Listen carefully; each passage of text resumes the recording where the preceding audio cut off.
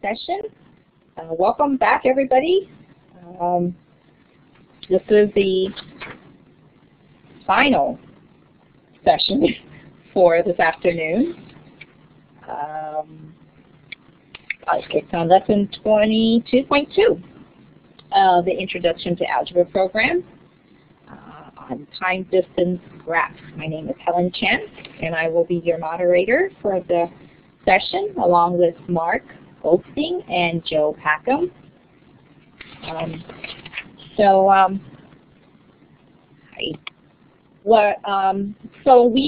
If you are just watching, I'm really saying this for the people who are recording, watching the pre-recorded session, is that we did a series of 4 live sessions, okay? And we've done 3, and this is the last one.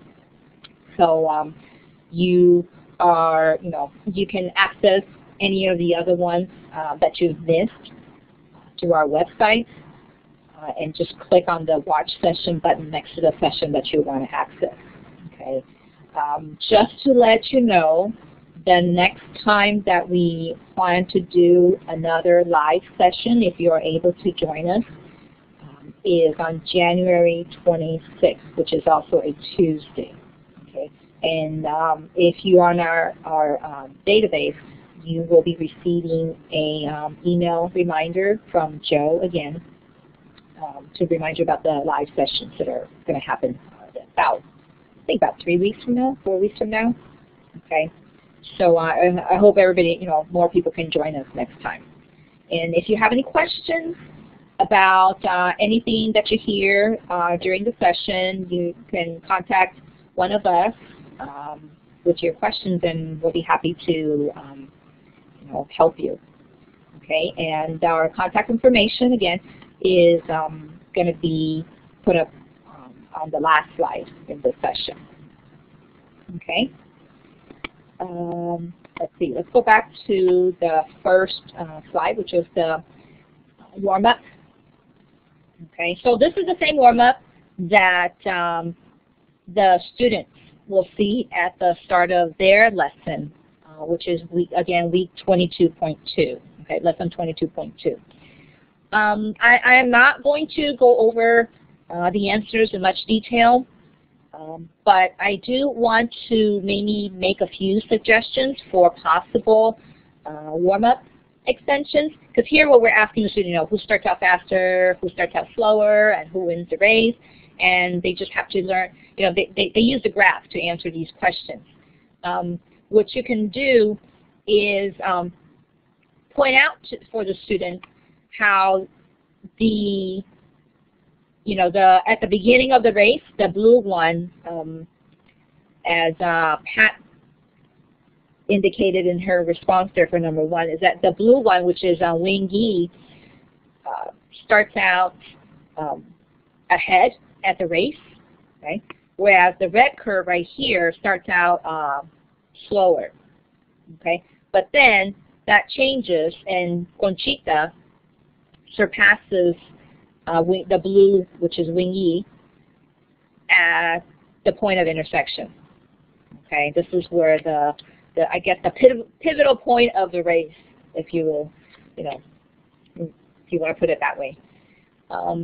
Another possible question you can ask the students is, what would be a good appropriate title for this graph? We're always nagging the students about, putting the graph, label the axis, put the units on. So you can ask them, what is the appropriate title for the graph, right? And you can also ask them, what is the meaning of this intersection point in this context, in this particular context?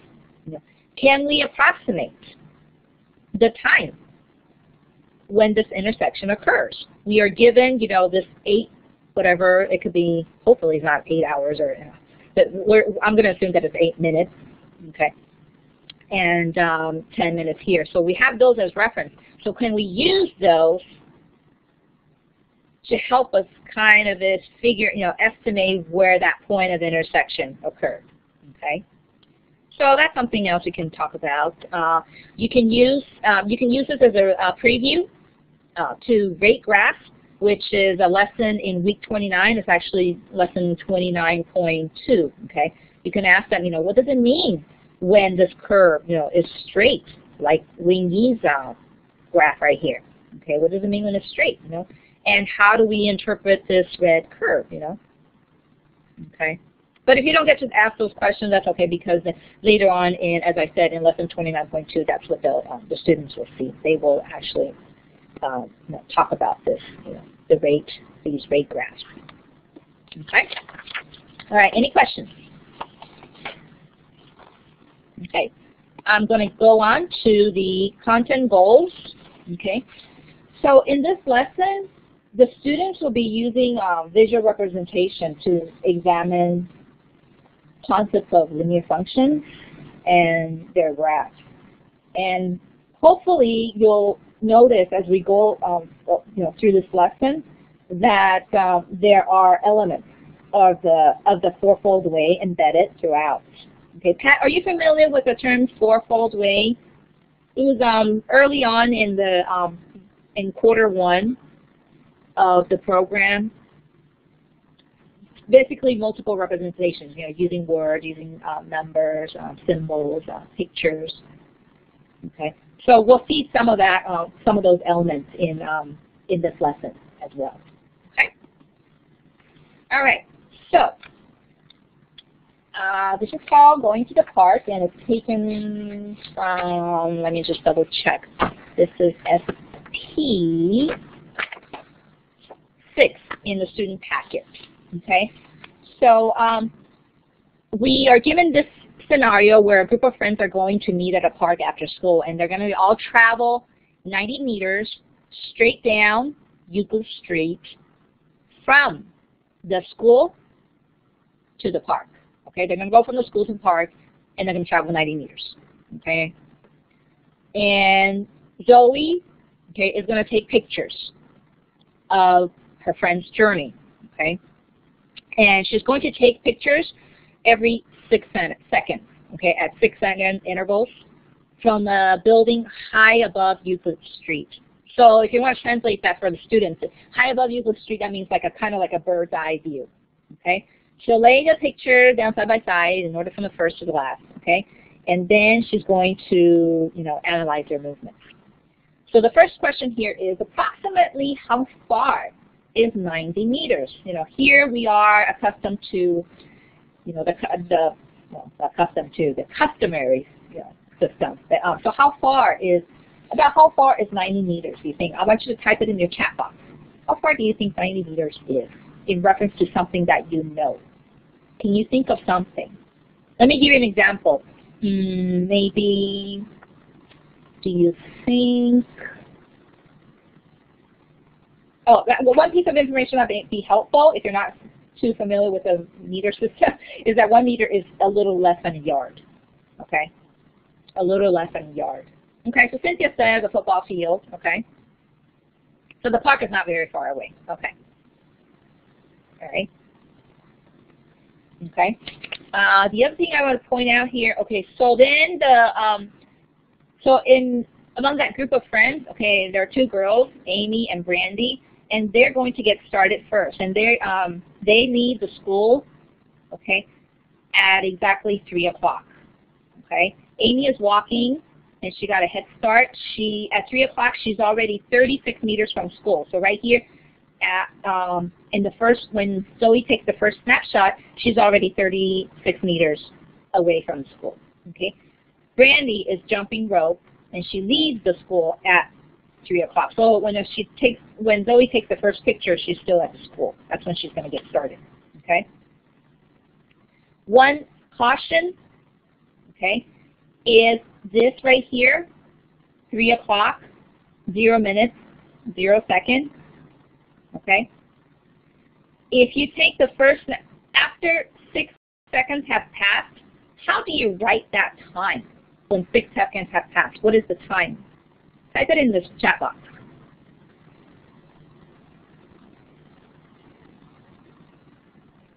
Okay. Yeah, it's tricky, okay? Because I have a feeling that the kids want to write that. What I have written, 3:06. Okay, 3:06 is not 3 o'clock and 6 seconds, okay? It's 3 o'clock and 6 minutes. So just be careful, be aware that there, you may need to kind of, remind the students how to write record time properly, okay? All right, so let me have 3 volunteers. Cynthia, would you please fill out column number 6 right here? Figure out what the Brandy's distance from school is, okay? Pat, why don't you do number 7, okay? And Shelly, you do number 8, okay? And that's it for now. Just those 3 volunteers. Thank you. Okay. If you have your FTs in front of you, it might be a good idea to write down these numbers in your student packet, because later on when we're graphing, it's helpful to have these numbers as reference. Because I can't, during my presentation, I'm not able to show you two screens at the same time, so you might have to record these when we're graphing. Okay. Okay, I see 2 overlapping numbers there. I have to. Do you want me to take off the 50, Cynthia?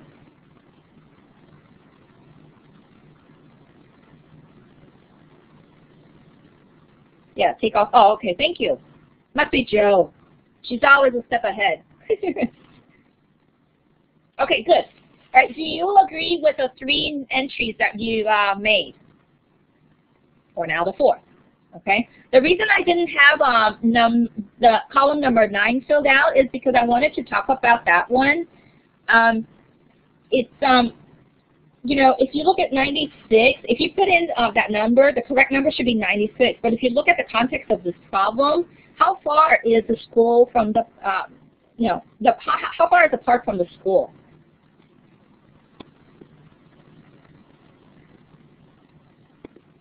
90, okay?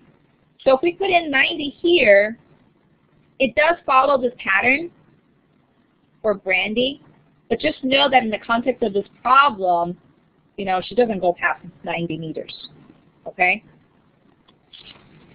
That's why I kind of wanted to leave that one blank for discussion, okay? All right, so now what we are doing here is we're going to actually take Brandy and Amy's information from this page right here, and we're going to plot the points on this page. And what I'm actually going to do is I'm going to have Joe do it if it's okay for everybody, because she's really quick. Joe, if you could just do 0, let's see, why don't we do 30, do 0, 36, and I have a page here to refer 0, 36, and then, thank you, and then do 642, so 642,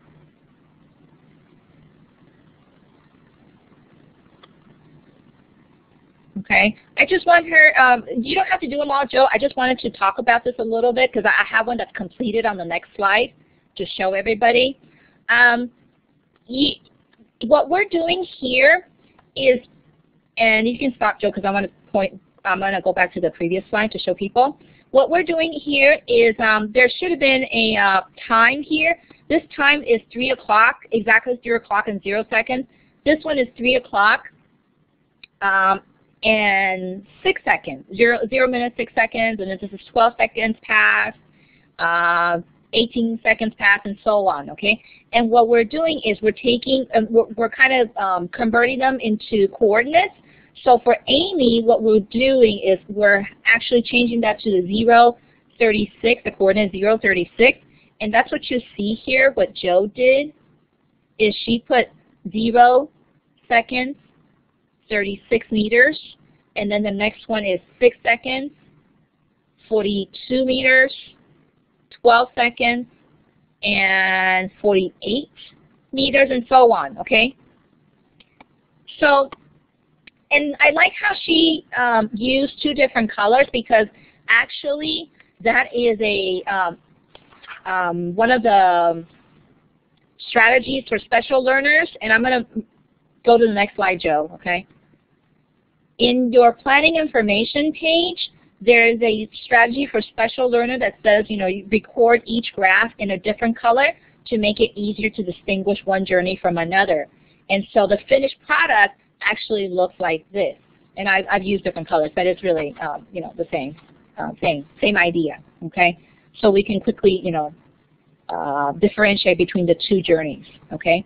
Now, I'm going to come back here, take a look at those numbers and see the way they increase. Look at Amy's, okay, and look at Brandy's.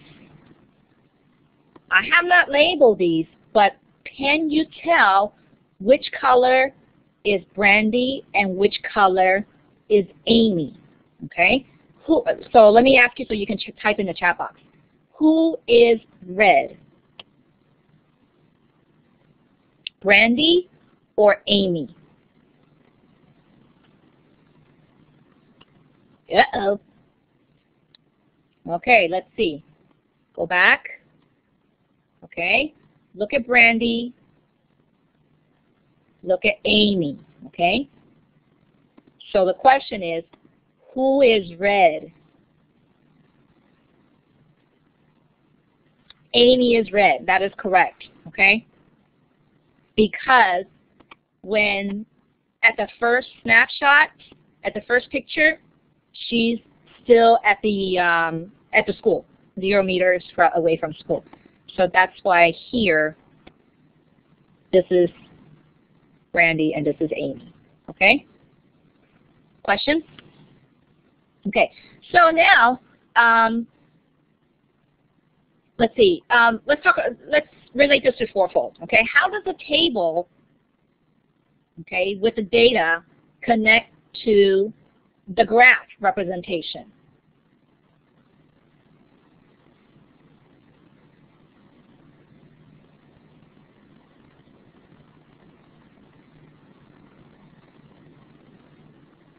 Okay, it is the coordinates of the graph, okay? Shows the increase per picture, good, okay? Can we tell who is going faster? And now this is kind of related to rate, okay? Can we tell who is going faster? You can just say red or blue if you don't remember. Who is going faster? The steeper line, okay, which is the blue. Good, okay. Point of intersection. Do we know when and where does the intersection occur?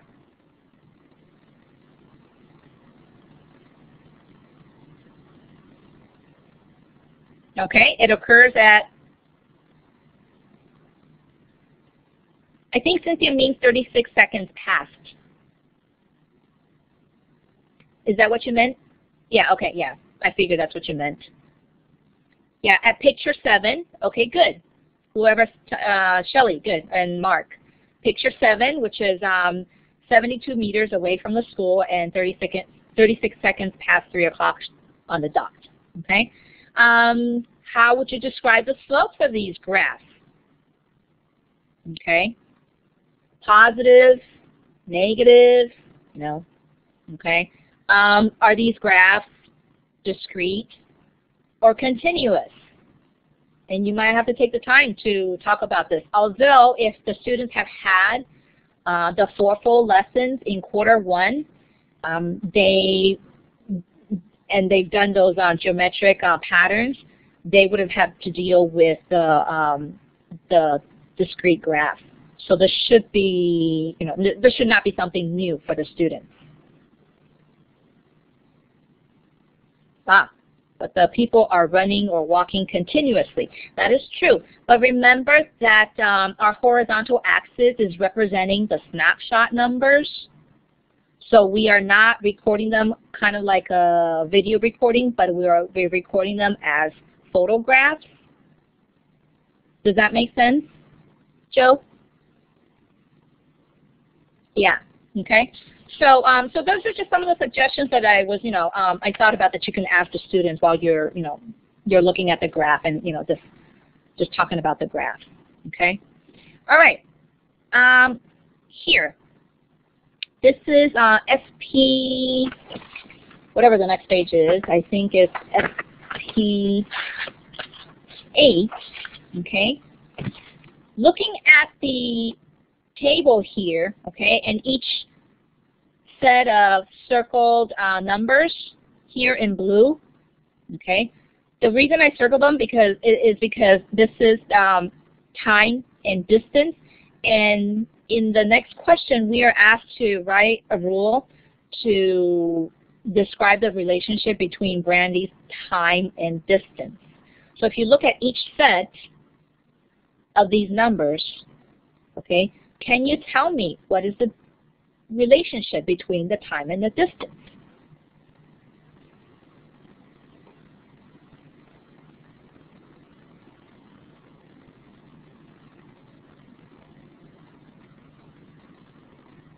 Like how do I figure out the distance if I know the time? Okay? As time goes up, distance increases. Yes, that is true. Anything else? What is the relationship between the top number and the bottom number? Like the 0 and the 0, 6 and the 12, 12, 24, 18, 36. The top number is, how does it relate to the bottom? Okay, every 6 seconds the distance increases by 12. Good. Those are all good observations. Okay, the bottom number is double the top.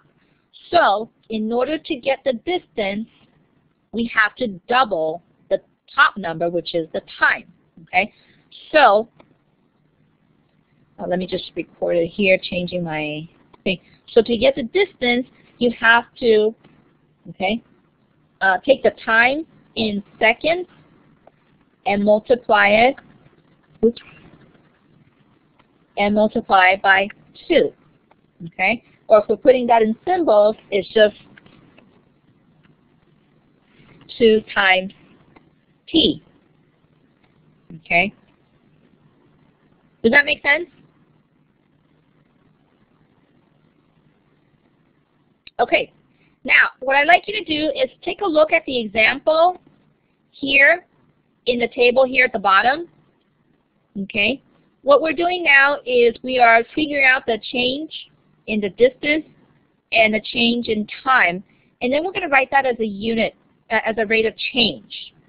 Okay, so in the first one, pictures 1 and 2, what we're doing is we're looking at the distance. The difference between the first snapshot and the second snapshot is just 12 minus 0, which is 12.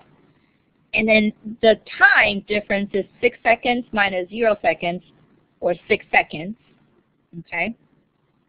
And then we write that as a rate of change in terms of meters per second. Okay?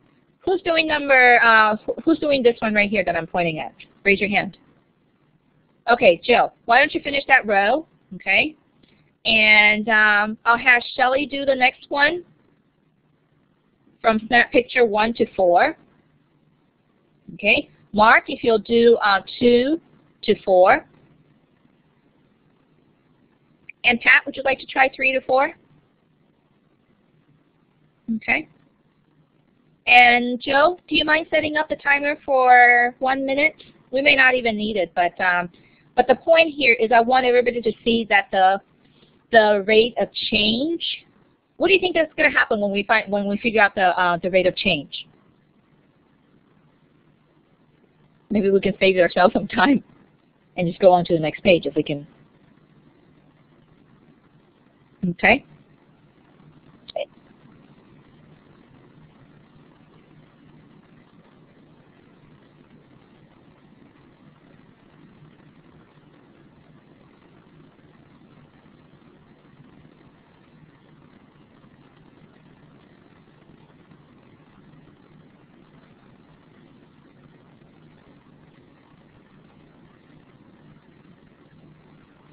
Okay, I can already see that the first row and the second row, we're getting the same rate of change of 2 meters per 1 second.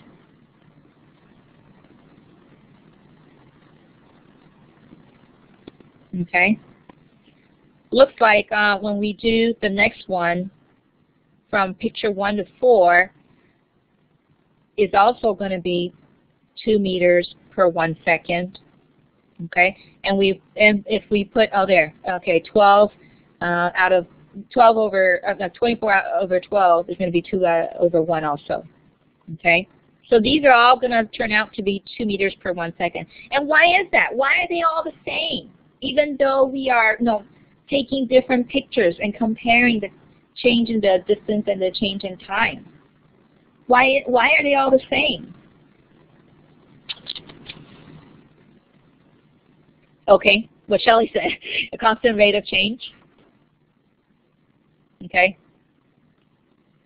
Okay, yeah, because these are all linear. Okay, and so the change it's constant. That's why. Okay. Any questions about this page? Okay, let's move on. Okay. Did I skip a page? Let me see what okay. I wanted to, no, I'm getting ahead of myself, sorry. Okay, so now this is part 2, okay? So now there are 2 more kids. This time it's the boys, Charlie and Diego, and they start out at 3:15 on the dot, okay? Charlie left earlier and is waiting 60 meters from the school. Diego is already at the park at 3:15. He leaves the park on his roller skates to go back to school for soccer practice. Okay? And so the information is already filled out for you. So you can see that because Charlie is waiting 60 meters from the school, every snapshot that Zoe takes, he's at 60 meters. Okay? And Diego, he is already at the park, which is 90 meters, if you recall, from school, and he's going to go back to the school. Okay? So now, I want to ask you to predict what Charlie's graph is going to look like when we plot it. Type your answer in the chat box. What do you think Charlie's graph is going to look like when I show you the next? Okay, it's going to be a flat liner. Okay, a straight, a horizontal line. Okay, agree? Horizontal line. What about Diego? What do you think Diego's graph is going to look like when we graph it?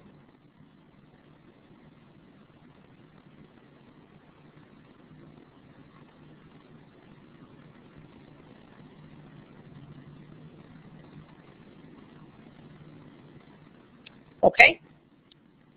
He'll start high at the vertical axis and with a negative slope. Okay, he'll have a negative slope. He'll go, yeah, agree.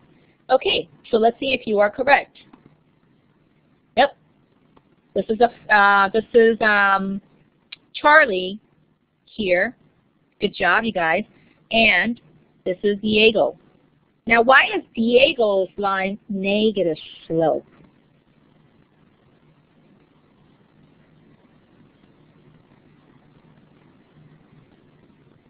That when the 2 girls traveled, they were positive slopes. Why is Diego a negative slope? Okay, because yeah, that is true. Because he is getting closer to the school. He is not running away from it because he's going backwards. Yeah, the distance from the school is getting shorter and shorter. Okay, because remember, you have to pay attention to what the label on this vertical axis is. It's meters from school. Well, the distance that from the school is decreasing every time because he's getting closer and closer to school. Okay? All right. I'm going to go back to the previous one because I want to point out something that I think students often get mixed up, and that is that there's a teacher math background and a teacher guide that says that the slope of a horizontal line is 0. So if you look at, if we go to this one, okay, Charlie Charlie's slope, this is a horizontal line. This is what we call the slope of 0, okay? That is not to be confused with a vertical line. A vertical line has no slope, okay? In other words, the vertical, the slope of a vertical line is undefined. So if you go back here to this graph right here, and if I were to ask you, okay, let's pretend that we have another student, okay? And by the way, this is a question that's in your teacher guide on TP14, okay? So let's suppose that we have a student, and picture number 1, okay, Eddie, the new kid, is at 10 meters, 20 meters, and 30 meters from school, all at the same time. When Zoe takes a picture, Eddie's here and here and here. Can we explain how this can happen?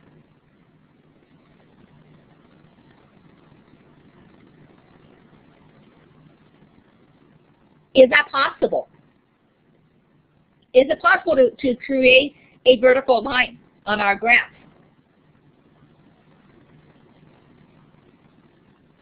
He's in 3 places on 1 picture. Yeah, and by the way, triplets do not count, okay? And the kids might get, smarty pants and say, yeah, because Eddie is a triplet and he tricked everybody. Okay? Yeah, or he will be infinitely fast. Okay? If he gets beamed, he will be in 2 places at once. Yeah. So it is not, I mean, if we want to be not silly about it, it is not possible for Eddie to be at 3 places at the same time. Okay? He's not in the context of this problem. Okay? Maybe in future, Star Trek, he could be doing that. Okay. All right. I think I am going over my time, so I'm just going to really quick talk about, this is an extension. It's very similar to Amy and Brandy's graph, similar to what, even the layout is pretty much the same as the one that we did. Just know that number 2 right here, looking at the relationship between Diego's time and distance is going to be more challenging. This is tricky for students because the relationship between these 2 numbers is not as obvious as the first one that we saw, where it was just double. One number was double the other. Okay, be prepared to help students with that. Okay, and I don't know. I think it was written as an extension anyhow. So if they can come up with it, that's great. Okay. All right, that's it. I am 3 minutes over the time, but I'm really glad that you are able to join me. You guys are really, really terrific. Thank you very much. And Mark is going to stay on. If anybody wants to join Mark for questions, I am done here for now. And I will see you the next time a live session will be on January 26th. And again, we will be sending out a reminder to everybody on our email list. Okay? And I will see you soon, hopefully. Okay?